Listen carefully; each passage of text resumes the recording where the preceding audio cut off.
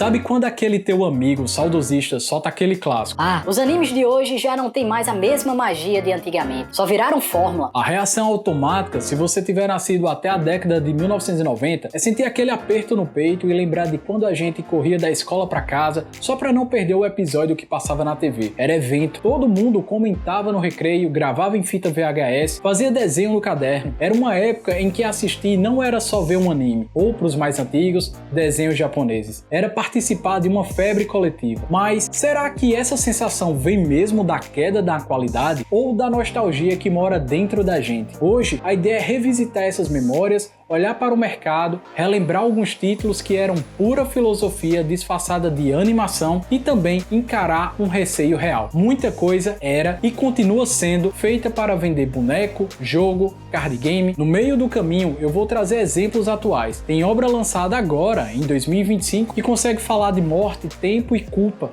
de um jeito que poucas séries ocidentais chegam perto. E no final eu prometo entregar sem enrolar o que realmente mudou e como saber se aquilo que você amava foi de fato perdido ou apenas transformado. Vamos juntos nesta jornada. A fantástica aventura vai começar. Neste mundo, chance igual nunca mais terá.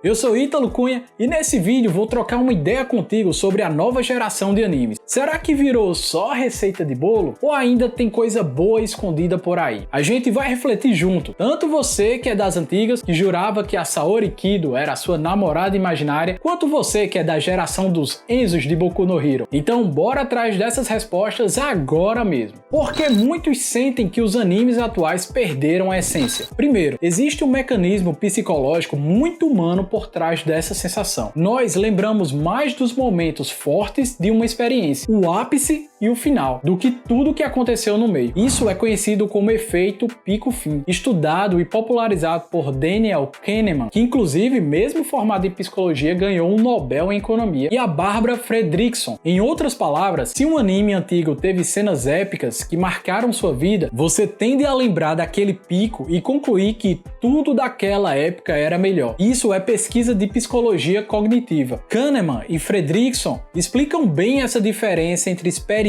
e memória. Também tem a identidade de grupo. Quando você diz, eu cresci com tal anime, isso vira parte de quem você é. E aí qualquer coisa nova que fuja do estilo vira ameaça ao grupo. Essa ideia está no núcleo da teoria da identidade social. Quando falamos de animes antigos versus novos, muitas vezes estamos, sem perceber, defendendo uma identidade. Sentir saudade não é argumento definitivo, é um sinal de que a memória fez o seu trabalho. O fato é que o mercado de animes mudou. A indústria das animações japonesas cresceu muito na última década e hoje é uma indústria bilionária com taxa de crescimento anual alta. Relatórios de mercado apontam valores na casa das dezenas de bilhões de dólares e crescimento contínuo. Isso explica por que a produção aumentou, porque há mais testes e porque certos projetos aparecem mais orientados ao retorno comercial, explicando na prática. Quando há mais dinheiro e mais público global, surgem duas coisas ao mesmo tempo: mais projetos arriscados e mais projetos pensados para vender. Brinquedo, jogo, licenciamento. Resultado: você vê mais conteúdo descartável circulando, mas também um núcleo de obras muito autorais que só aparecem graças a esse financiamento global. Agora vamos aos exemplos que uso como prova. E já aviso, são exemplos que derrubam o argumento do tudo virou fórmula. Inclusive, caso não conheça alguns destes que citarei, já fique esperto para anotar e ir atrás de conferir. O primeiro anime que eu queria ilustrar é o Frieren e a Jornada para o Além. Não é só fantasia bonita, é uma meditação sobre tempo, arrependimento e memória. A personagem principal, uma maga milenar, vive num tempo muito maior do que o humano, e a obra explora o que sobra depois dos feitos heróicos, o luto longo, as relações e o sentido do viver. A crítica especializada e o público reconheceram essa camada melancólica na obra. O sucesso levou até anúncio de sequências. Que absurdo! Eu sou um grande demônio que viveu por mais de 500 anos! Escute, Aura. A pessoa diante de você é uma maga que está viva há mais de 1000 anos. Aura, se mate agora.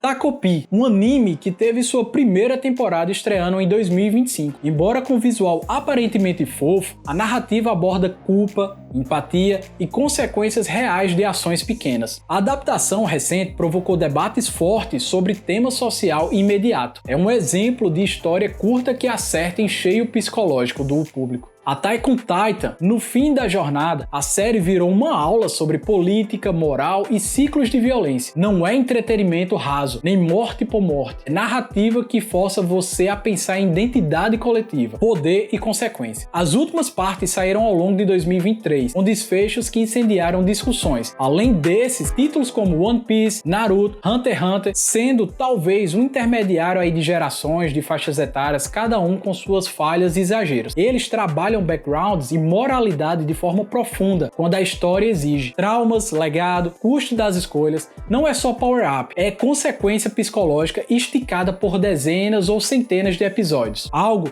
que o formato de série ocidental raramente consegue com a mesma profundidade de elenco. Inclusive, temos um vídeo aqui no canal relacionado a algumas referências de histórias bíblicas no One Piece. Deixarei o card aqui como sugestão, caso seja um assunto que lhe interesse. Um vídeo que lhe trará uma nova percepção da obra do Oda. Mas voltando à pergunta central. Tem fórmula? Sim, tem. Mas tem também uma camada de obras modernas que trabalham filosofia e psicologia com coragem. Essas que citei há pouco são apenas exemplos para embasar a opinião. Inclusive, vão deixando aí nos comentários alguns nomes de animes que te fizeram refletir sobre a vida, relacionamentos, filosofias das mais variadas vertentes. Compartilha aí pra gente, tá bom, minha cabra? Inscreva-se no canal aqui do Cabra Geek, curta o vídeo para ajudar a disseminação do conteúdo. Temos também um Instagram que é o @CabraGeek, com KI no final. Mas voltando para o conteúdo de fato e voltando ainda mais no tempo, vamos ao contraste com a década de 90 do século passado. Os anos 90 trouxeram clássicos que marcaram gerações. Dragon Ball, Z, Cavaleiros do Zodíaco, o Sansei, o classicão, e também trabalhos já profundos como o Evangelho, que foi lançado lá no Japão entre 1995 a 1996. Até Speed Racer. Esse aí é do fundo do baú do Titanic. Esses títulos fizeram história e mexeram com emoções. E alguns, como o Evangelho, já testavam questões psicológicas complexas na década de 1990. Ou seja, complexidade da narrativa não é exclusividade após a era Death Note,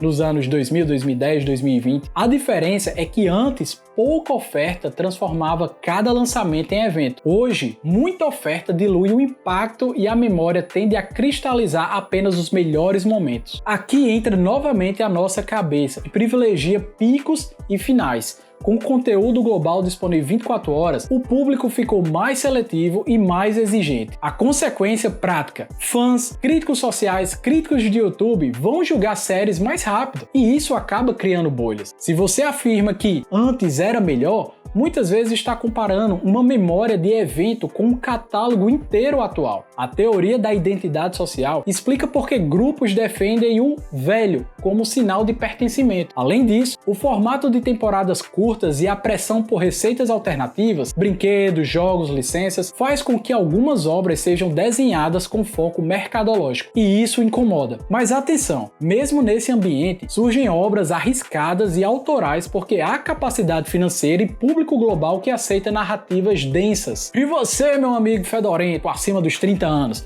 vamos ser justos com essa parte mercadológica das gerações. Vai me dizer que antigamente os animes também não tinham pressão ao extremo para vender boneco. Na real, é essa engrenagem que norteia tudo, o retorno financeiro. Dinheiro! Principalmente quando tratamos de animes do estilo shonen. Uma analogia rápida. Pensa em restaurantes. Na década passada, havia menos bairros gastronômicos. Quando um restaurante aparecia, virava o restaurante da cidade. Hoje, há milhares. Alguns são franquia padrão e funcionais. Outros são mini experiências gastronômicas que criam pratos autorais impensáveis antes. O problema de quem reclama é confundir disponibilidade com qualidade média. Então, como avaliar um anime hoje sem cair no viés? Aí fica a dica que eu reflito quando procuro algo mais denso para assistir ou para indicar uma obra para alguém que não tem o costume de assistir animes e gosta de coisas mais cabeças. Me faço 3 questionamentos. O primeiro é: A obra tem risco narrativo? Mexe com moralidade, com tempo, com ambiguidade, filosofia? Segundo questionamento, os personagens têm consequências emocionais reais? Não só novos poderes ou itens melhores a cada 10 episódios, mas custo. O que abre mão? Qual a luta para conseguir tal coisa? E o terceiro questionamento, que acaba até sendo uma extensão do segundo, como a obra usa o formato, episódios, arcos, para aprofundar, não só vender. Então vou responder direto aquela pergunta que deixei no começo aqui do vídeo. O que mudou de verdade?